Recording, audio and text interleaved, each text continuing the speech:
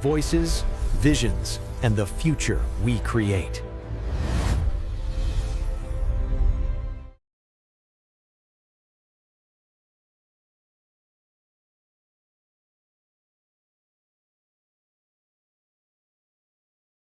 So video games, this is a term that for many people holds certain negative connotations, whether it's the possibility for addictive behaviors, sedentary lifestyles, harmful and toxic behaviors online, the list goes on. And these are some very real conversations that need to be discussed as a society. But the way I see it is, when I was younger and when I was a kid, my parents would tell me to look both ways before I cross the street. They would tell me not to talk to strangers. Effectively, the point I'm getting to is they didn't eliminate the world around me. They taught me how to navigate these spaces safely. And if I kind of flip that onto video games, if you apply that same mindset, the question I really want to ask is not whether video games are inherently good or bad, but are we potentially misunderstanding the weight and power of video games? Before I get to answering this question, let me tell you a bit about my own relationship with gaming. So I've been playing video games ever since I can remember. One of my first memories is being 3 years old and my sister bringing home a Spider-Man game. I didn't know how to do anything. I just pressed the buttons my sister told me to press. She was older, she would solve the problems, and I would enjoy the action on the screen. That effectively became a bonding moment for us. And for years and years and years, we kept playing games together, where she would solve the puzzles and I would press the buttons. Fast forward another few years, I would play games like Halo online, and I made friends in countries like the Maldives, in Germany, in Japan. And while we played these games together, the games sometimes took a backseat. What really came to the forefront was the conversations we had, learning about each other's families, friends, daily routines, each other's cultures. And essentially, that became something of a cultural exchange where I got to know about the world by sitting in my own room. Taking another example, I was a huge fan of heavy metal music, and I played the guitar. And the thing that made me want to take the guitar seriously and get good at it was Guitar Hero, trying to play Through the Fire and Flames on Guitar Hero 3 and struggling my way through it. Essentially, video games has had a lot of positive outcomes and impacts on me personally, and a lot of people I know and a lot of people worldwide as well. But what if we scale this impact across the world? Looking at the scale of video games, there are already 3.38 billion people playing video games around the world, which essentially means that more than a third of the population is engaged in these spaces. Most people from most backgrounds, regions, identities are engaging with video games. And they're engaging with them in many shapes and forms. To borrow a quote from one of my favorite games, Alan Wake, it's not a lake, it's an ocean, which means there are so many ways to engage with games and gaming spaces. You could be playing the New York Times app on your smartphone. You could be playing Fortnite on your tablet. You could be playing Roblox on your laptop. Or you could be playing Elden Ring on your PS5. The list goes on and on and on. Within these gaming cultures, there are subcultures. There's esports, there's content creation, and there's so many ways to be involved in these spaces. To draw you a picture, video games generated about $197 billion in revenue in 2025. That's almost 6 times the revenues the film industry generated, which was at about $34 billion revenues from box office hits. When something is that big and that massive and it's available everywhere, it's no longer a means or form of entertainment. It's really, it's something that shapes culture. It's a force of nature. So now that we acknowledge that video games are everywhere and more than a third of the world's population are engaging with them in many shapes and forms, let's talk about some of the conversations around the positive and negative impacts and outcomes on gaming. Touching upon the negative, there are very real concerns about addictive behaviors, being exposed to inappropriate content, harmful and toxic behaviors online, the discrimination and harassment of women, girls, and marginalized communities. And the list does go on, and there are very important questions and discussions to be had around these topics. But on the flip side, research also shows that video games have positive social outcomes. It helps Gen Z and Gen Alpha socialize with their peers, helps them combat loneliness. Video games have proven educational outcomes. It helps you communication, leadership skills, stress relief, so on and so forth. Video games are a gateway into creativity, into art, into technology, into music. For many, video games are a gateway into the STEAM fields of science, technology, engineering, arts, and math. Because maybe building houses in The Sims 2 made me want to become an architect. Maybe building worlds in Minecraft made me want to become an urban planner. Maybe playing Microsoft Flight Simulator made me want to become a pilot. And maybe hours and hours of Ace Attorney made me want to pick up the law. Essentially, video games are a powerful medium that can influence people and be that gateway, that push into something more meaningful and something more creative in their own lives. So now that we know that video games does have these positive outcomes, video games are not inherently good or bad, it's really how we use them. How can we make good outcomes come out of video games? There is of course the gaming for good movement, designing experiences and games with purposeful and intended outcomes, for educational outcomes, for pro-social outcomes.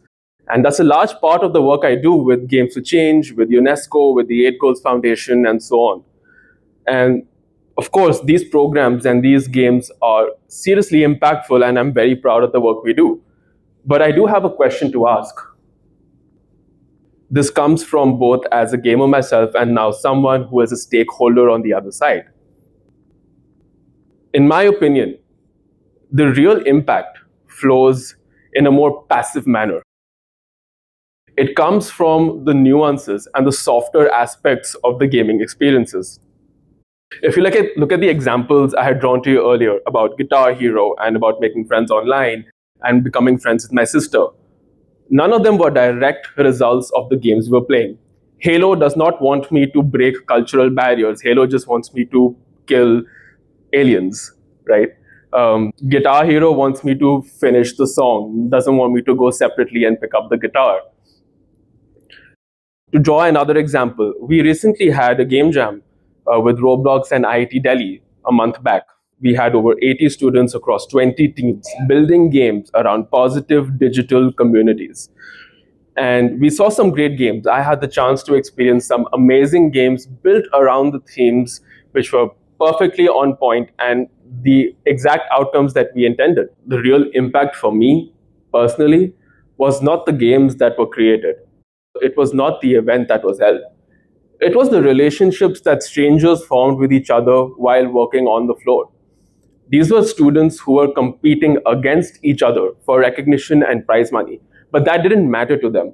What mattered to them was the bonding experience of meeting other young individuals from different backgrounds who are interested in the same thing, video games, right? People made friends and they were exchanging Instagrams and LinkedIns and phone numbers. And these are going to be lifelong friends going forward, right? When I was looking at teams, these were completely inexperienced teams where they didn't really have any experience in design or game development. But I could see one individual saying, hey, let me try a hand at drawing characters. Okay, let me learn coding so I can make our animations better, right? Those are the kind of outcomes that I think gaming has the power to have, and the gaming experiences have the power to have. So, who's really making these video games?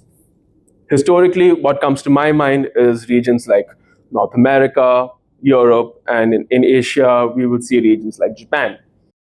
The games made here are iconic. The genres are iconic, but there were certain perspectives that came forward, a certain type of storytelling that came forward, which are now mainstays and staples in the gaming industry. But this is shifting. Take India, for example. India is a country that has 500 million gamers alone. That's more than the population of the United States of America. What that tells me is that there are so many more stories to be told from countries like India and other emerging markets around the world.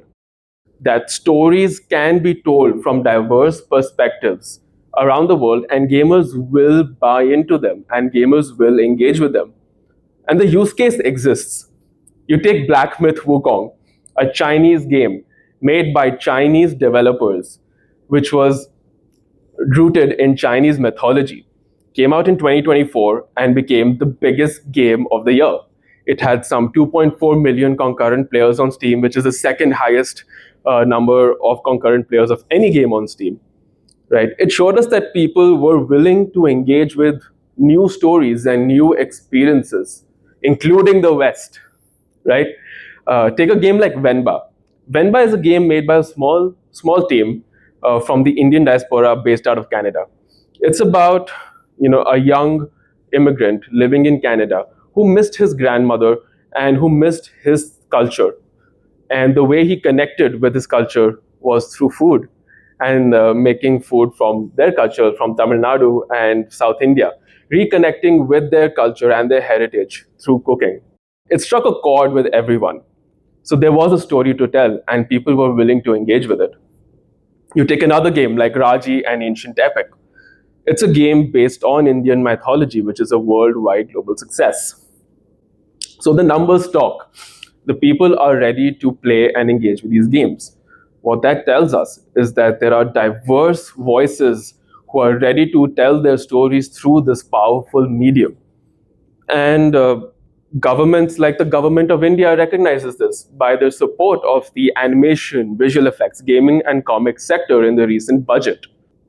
And I think the AVGC sector here, the name is very interesting because just by definition of that name, it implies that these spaces, they are multifaceted. Because video games, the skills that you learn in video games aren't necessarily limited to the gaming spaces. If you learn how to develop games, you can use the same skill sets in the automotive sector. For example, Unreal Engine is used by BMW to create real-world simulations and environments. If you know how to develop games, you can also get into animation and filmmaking. People who make music can make music across any medium. People who tell stories can write stories across any medium as well. Essentially, video game skills are transferable. Of course, there are going to be hurdles associated with video games: access to technology, literacy rates, socioeconomic implications.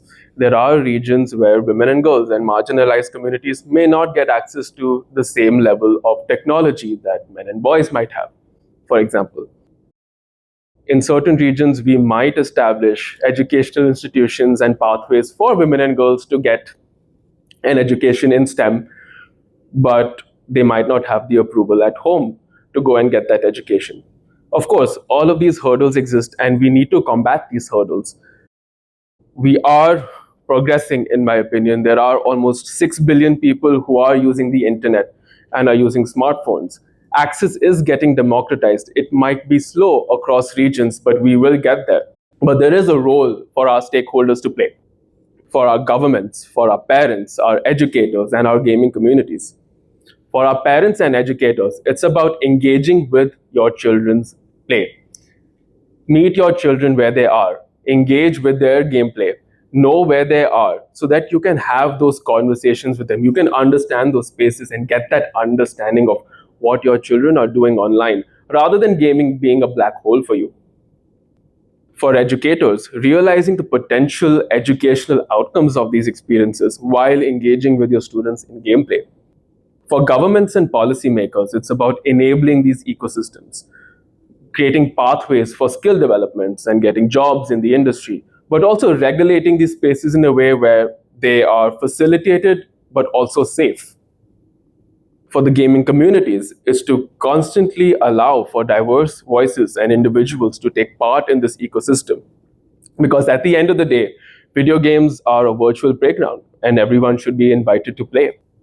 And for civil society, where I come in, for us, it's to connect all these stakeholders to make sure that everyone's on the same page and we're having conversations so that there aren't disjointed efforts for all over the world, and we can actually work towards having a cohesive gaming ecosystem.